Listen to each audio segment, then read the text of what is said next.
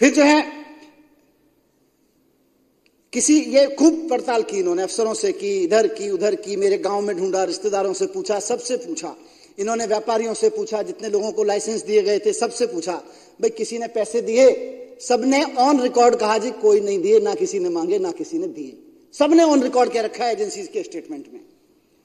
लेकिन बीजेपी उनके पीछे पड़ी हुई थी। मैं सर कस्टडी में रहा हूं, सीबीआई की कस्टडी में रहा हूं और ईडी की कस्टडी में रहा हूं, और जब मैं कस्टडी में बैठता था तो बेचारों के पास, अफसरों के पास भी पूछने के लिए तो कुछ होता नहीं था। 10-15 मिनट आधा घंटे बात करते थे, 24 घंटे कस्टडी में रखते थे, तो मेरे से गप्पे मारते थे, बताते थे। फिर धीरे धीरे वो खुलने लगे, बताने लगे क्या मामला है जी, क्यों हमें करना पड़ रहा है। बेचारे इज्जत भी करते थे, बोले जी थोड़ी सी हमारी भी घर में प्रॉब्लम है, बच्चों को समझ नहीं आ रहा कैसे पढ़ाएं, थोड़े उनके बारे में भी गाइड कर दो। मैं तो बैठ के उनके बच्चों के बारे में शिक्षा गाइड कर रहा था वहां बैठ के। लेकिन थोड़ी बहुत जो बात हुई उनसे, थोड़ी बहुत पूछताछ के नाम पे उन्होंने कुछ स्टेटमेंट लिए और जो बताया उन्होंने, लेकिन जब कॉन्फिडेंस में, मैं भी चौंक गया। भारतीय जनता पार्टी, सीबीआई और ईडी दोनों के पीछे पड़ी हुई थी कि यह शराब घोटाले को 10,000 करोड़ का घोटाला बनाओ। अधिकारियों ने कहा साहब 10,000 करोड़ में से कोई चवन्नी तो मिले, तब तो 10,000 करोड़ की बात करें, इनको यहां तो किसी के यहां चवन्नी नहीं मिल रही, कहां से 10,000 करोड़ का बनाए। तो कई महीने तक ये लोग बीजेपी वाले सीबीआई और ईडी के अफसरों के पीछे पड़े रहे कि इसको 10,000 करोड़ का घोटाला बनाओ, 10,000 करोड़ का घोटाला बनाओ। सीबीआई और ईडी वालों ने हाथ खड़े कर दिए, साहब नहीं बन पाएगा, अफसरों ने। फिर उन्होंने कहा अच्छा चलो 10,000 करोड़ का नहीं तो 1,000 करोड़ का बना दो। फिर उन्होंने कहा साहब 1 रुपया तो मिला होता, कोई चवन्नी तो मिली होती किसी के यहां से, नहीं मिल रही। वो जो वित्त मंत्री था उसी के घर से कुछ नहीं मिल रहा, कहीं से कुछ नहीं मिल रहा, कैसे 1,000 करोड़ का बना दें। तो फिर उन्होंने कहा अच्छा चलो ऐसा करो 100 करोड़ का बना दो। 10,000 करोड़ का नहीं बना, 1,000 करोड़ का नहीं बना, 100 करोड़ का नहीं बना, उस पर भी उन्होंने कह दिया साहब कुछ चवन्नी तो मिले, 1 रुपए का भी नहीं बना पा रहे हम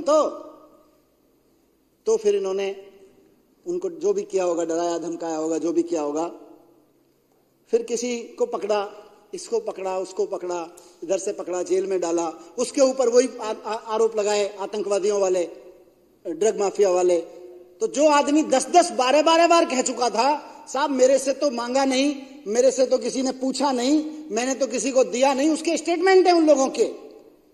अचानक उनमें से किसी आदमी को ये धमकाते हैं बेटा जेल है, सड़ जाएगा, तुझे बाहर निकालने का एक ही रास्ता है, तू मनीष सिसोदिया का नाम ले, अरविंद केजरीवाल का नाम ले। जो आदमी कह चुका था उसके स्टेटमेंट हैं, और यही होगा ट्रायल में, देखिएगा।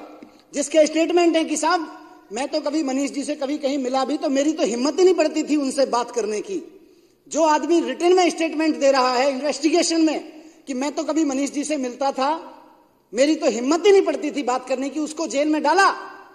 6 महीने बाद उससे एक स्टेटमेंट लिया मेरे खिलाफ, कुछ उससे बुलवाया, मुझको उठा के अंदर जेल में डाल दिया।